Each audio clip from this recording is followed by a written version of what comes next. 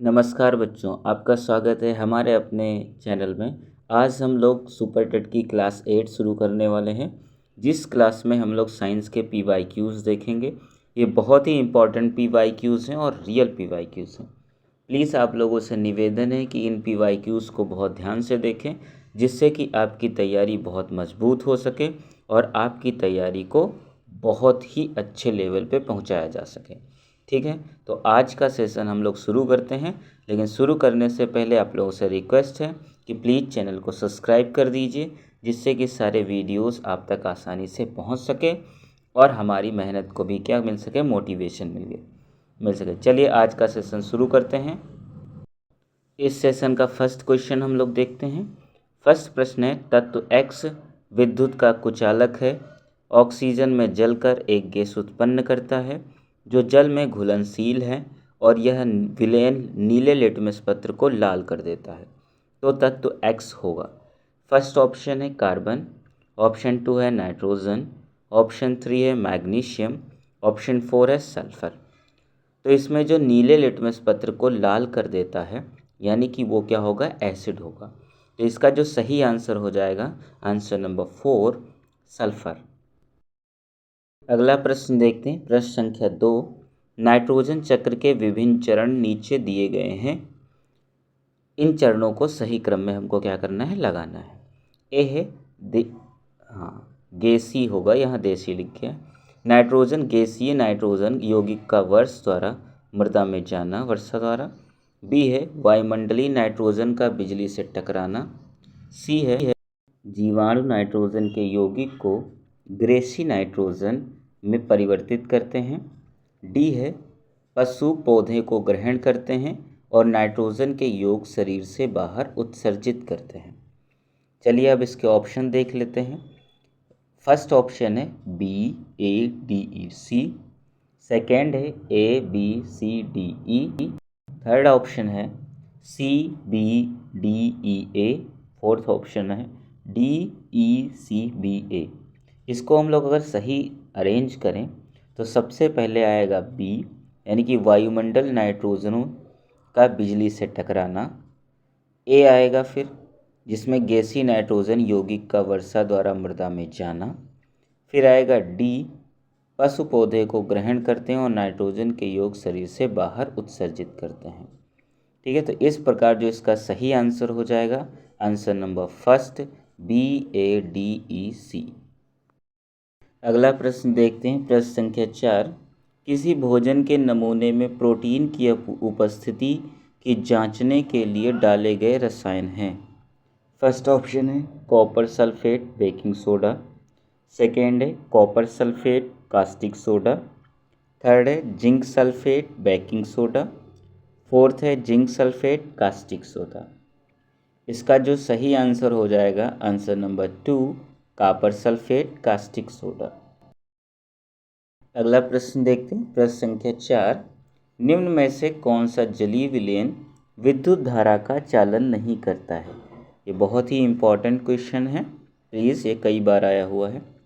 First option है नींबू का रस। ऑप्शन 2 शर्करा का विलयन।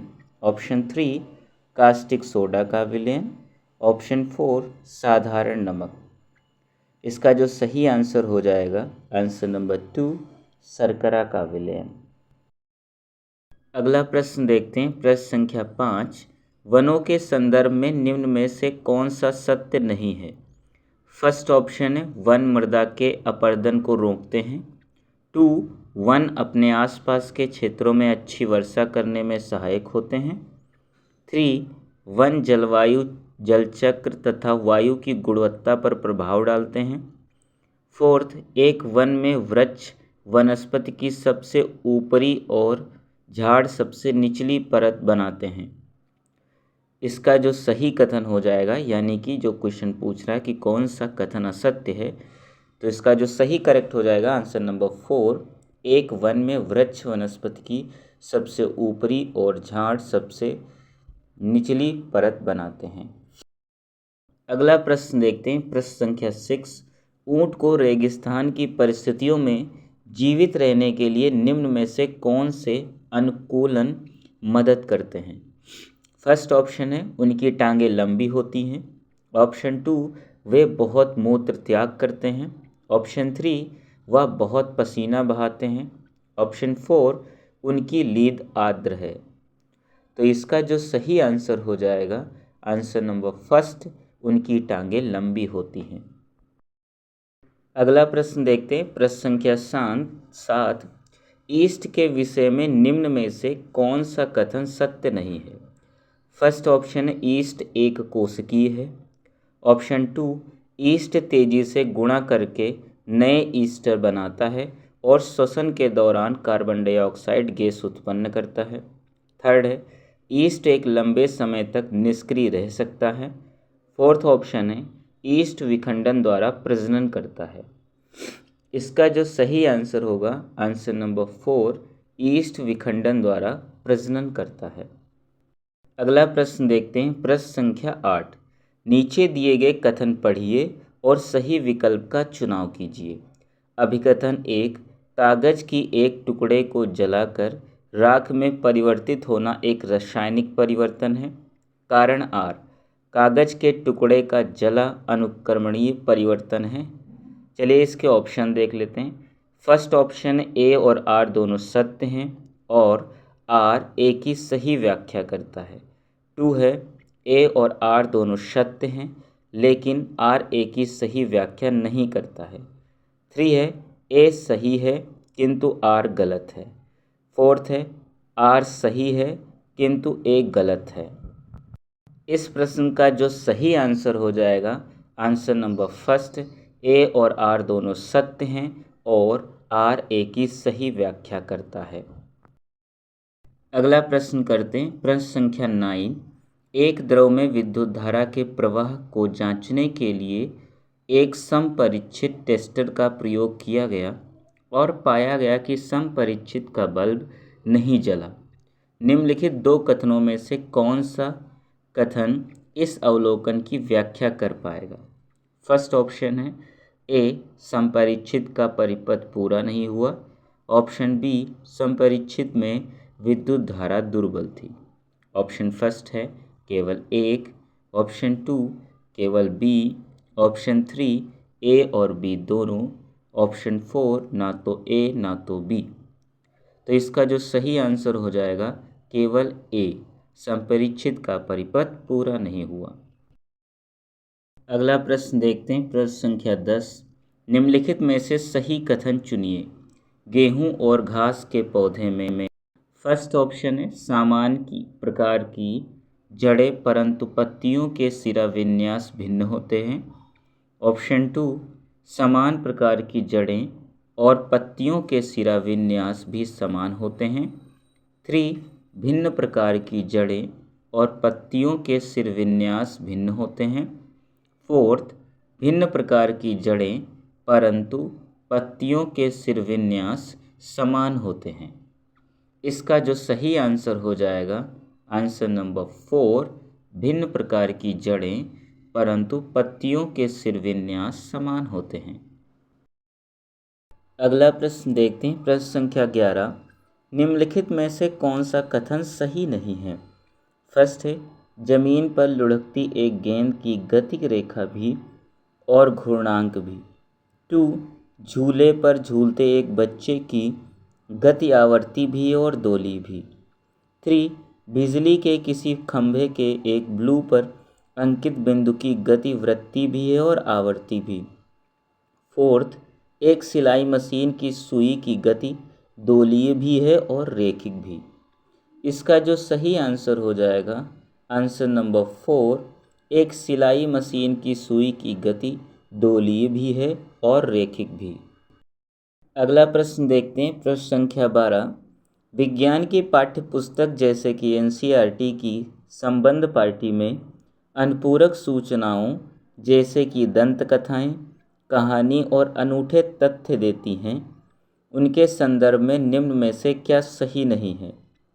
फर्स्ट है यह बच्चों के लिए अनुपूरक पाठ सामग्री की कमी को पूरा करते हैं। ऑप्शन 2 यह विद्यार्थियों के मूल्यांकन में सहायक हैं। ऑप्शन 3 यह विद्यार्थियों की विषय में रुचि जागृत करने में सहायक हो सकते हैं। 4. यह विज्ञान की प्रकृति को समझने में मददगार हो सकते हैं। इसका जो सही आंसर हो जाएगा आंसर नंबर 2, यह विद्यार्थियों के मूल्यांकन में सहायक हैं। अगला प्रश्न देखते हैं, प्रश्न संख्या 13। निम्न में से विज्ञान पर चर्चा की वैधता का कौन सा मानक शिक्षार्थियों को वे विधियाँ प्रक्रियाएं अर्जित करने में संलग्न करता है जिससे विज्ञान का ज्ञान उत्पन्न होता है और उसे मान्यता मिलती है। फर्स्ट ऑप्शन है संज्ञानात्मक, ऑप्शन 2 सामग्री, ऑप्शन 3 प्रक्रम, ऑप्शन 4 ऐतिहासिक। इसका जो सही आंसर हो जाएगा आंसर नंबर 3 प्रक्रम या प्रक्रिया। नेक्स्ट क्वेश्चन देखते हैं, क्वेश्चन नंबर 14। एक शिक्षिका अपने शिक्षार्थियों के लिए सरल लोलक पर कक्षा की योजना बना रही है। उसके पास कुछ सामग्री है। फर्स्ट है ए है पतली लचीली डोरी, बी हल्के भर का स्प्रिंग, सी सूती धागा।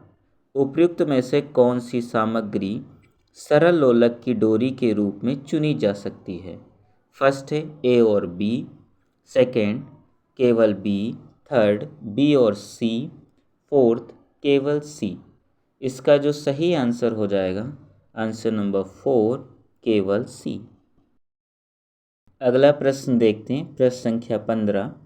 कक्षा 7 की शिक्षिका ने अपने छात्रों से कक्षा में निम्न प्रश्न पूछा।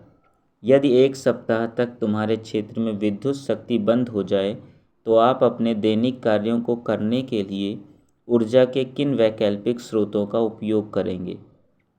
निम्न में से किसके लिए यह प्रश्न सर्वथा अनुपयुक्त है? फर्स्ट ऑप्शन है शिक्षार्थियों को विद्युत के विवेकपूर्ण उपयोग के लिए संवेदनशील बनाने के लिए। 2 शिक्षार्थियों में अपसारी चिंतन को प्रोत्साहित करने के लिए। 3 ऊर्जा के वैकल्पिक स्रोतों से शिक्षार्थियों की परिचितता का आकलन करने के लिए। ऑप्शन 4 शिक्षार्थियों के सामान्य ज्ञान का आकलन करने के लिए। इसका जो सही आंसर हो जाएगा आंसर नंबर 4 जो सर्वथा अनुपयुक्त होगा, शिक्षार्थियों के सामान्य ज्ञान का आकलन करने के लिए। अगला प्रश्न देखते हैं, प्रश्न संख्या 16। निम्न में से विवृतांत खुले सारे वाले प्रश्न की पहचान कीजिए। फर्स्ट है लुढ़कने और खिसकना में क्या अंतर है? 2 क्या द्रवों में गति करती वस्तुएं घर्षण बल का अनुभव करती हैं? 3 किसी नाव का धारा रेखीय जाकर उसकी गति में किस प्रकार मदद करता है? 4 क्या होगा यदि घर्षण बल का अस्तित्व ना हो? इसका जो सही आंसर हो जाएगा आंसर नंबर 4 क्या होगा यदि घर्षण बल का अस्तित्व ना हो। अगला प्रश्न देखते हैं, प्रश्न संख्या 17। कक्षा 7 की शिक्षिका अपनी कक्षाओं को समतल दर्पणों के द्वारा निर्मित प्रतिबिंब के गुणधर्म समझाना चाहती है। निम्नलिखित में से कौन सी गतिविधि इस प्रकरण का आरंभ करने के लिए सबसे अधिक मददगार होगी? फर्स्ट ऑप्शन है छात्राएं प्रतिबिंब निर्माण दर्शाते हुए किरण आरेख खींचती हैं। 2 छात्राएं समतल दर्पण के सामने विभिन्न स्थितियों पर भिन्न बिंब रखती हैं और उनके प्रतिबिंबों के लक्षणों का अवलोकन करती हैं। 3 छात्राएं पाठ्यपुस्तक में दिए गए परिदर्शी के आरेख का अध्ययन करती हैं। 4 है छात्राएं पिनहोल कैमरे के साथ गतिविधि करती हैं और अपने अवलोकन को लिपिबद्ध करती हैं। इसका जो सही आंसर हो जाएगा आंसर नंबर 2 छात्राएं समतल दर्पण के सामने विभिन्न स्थितियों पर विभिन्न बिंब रखती हैं और उनके प्रतिबिंबों के लक्षणों का अवलोकन करती हैं। अगला प्रश्न देखते हैं, प्रश्न संख्या 18। वायु की दी गई गति के दाब तथा आयतन के मध्य संबंध दर्शाने के लिए निम्न में से कौन सी युक्ति सर्वथा उपयुक्त है? फर्स्ट है एक गुब्बारा का फूलना, ऑप्शन 2 किसी सिरिंज का पिस्टन अंदर धकेलना। ऑप्शन 3 फुटबॉल का फूलना। ऑप्शन 4 कुछ सेकंडों के लिए अपनी सांस को रोकना। इसका जो सही आंसर हो जाएगा आंसर नंबर 2 किसी सिरिंज का पिस्टन अंदर धकेलना। अगला प्रश्न देखते हैं। प्रश्न संख्या 19।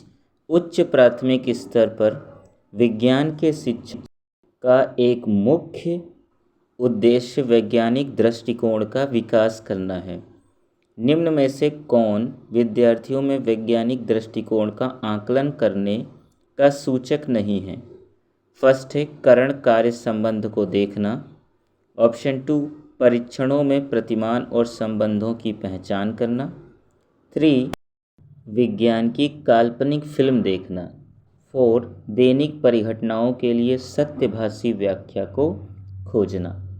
इसका जो सही आंसर होगा आंसर नंबर 3 विज्ञान की काल्पनिक फिल्म देखना। अगला प्रश्न देखते हैं। प्रश्न संख्या 20। निम्न में से कौन सा लक्ष्य विज्ञान की साक्षरता के विकास से जुड़ा हुआ नहीं है? फर्स्ट ऑप्शन है प्रचलित मीडिया में जो वैज्ञानिक मुद्दे देखे जाते हैं उन खबरों पर जानकारी रखने की क्षमता विकसित करना। 2 राष्ट्रीय सरोकारों से संबंधित वैज्ञानिक मुद्दों पर मत बनाना। 3 लोगों में विज्ञान की एक कार्यात्मक समझ का विकास करना। 4 वैज्ञानिक व्यवसाय के लिए आवश्यक ज्ञान और कौशल प्रदान करना। इसका जो सही आंसर हो जाएगा आंसर नंबर 4 वैज्ञानिक व्यवसाय के लिए आवश्यक ज्ञान और कौशल प्रदान करना। आज के सेशन में 20 ही क्वेश्चंस हैं और ये बहुत इंपॉर्टेंट क्वेश्चंस हैं। आज का सेशन यही अंत करते हैं। आप लोगों से रिक्वेस्ट करते हैं कि आज जो हमने क्वेश्चंस कराए हैं उन्हें पूरा बहुत अच्छे से देखें। बहुत ही इम्पॉर्टेंट क्वेश्चन है और डिफरेंट एग्ज़ाम के लिए भी ये इम्पॉर्टेंट है। ठीक है दोस्तों, तो आप लोगों से निवेदन है कि प्लीज़ चैनल को ज़रूर सब्सक्राइब करें, वीडियो को लाइक करें और अपना प्यार वीडियो को ज़रूर दें। ठीक है, तो चलिए आज का सेशन यहीं अंत करते हैं। जय हिंद, जय भारत।